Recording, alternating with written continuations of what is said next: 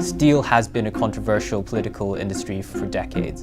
And the idea is that all these other countries around the world, they're attacking us with their cheap steel.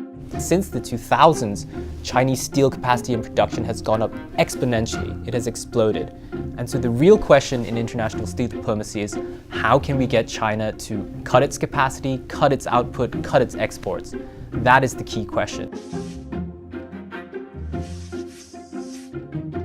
Obama spent many of his 8 years in office dealing with that issue, but that has not quite worked, and that is something that Trump has picked up on, and he said much more directly, look, to China, you need to fix it, and if you don't fix it, then he can impose tariffs, quotas, or a hybrid of the two. And what that does is it restricts import supply and theoretically helps US producers.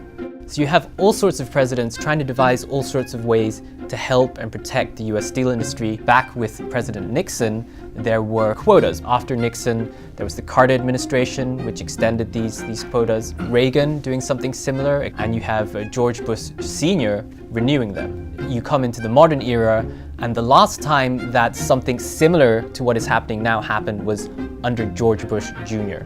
The idea was that in the elections, the US steel industry was in a crisis. It needed the government's help, and Bush gave them that help. So the international community took the case to the World Trade Organization, where they said this is an unjustifiable case of safeguards. About 18 months after President Bush imposed these safeguards, he withdrew them because of international pressure, because of backlash, threats of trade retaliation from the European Union.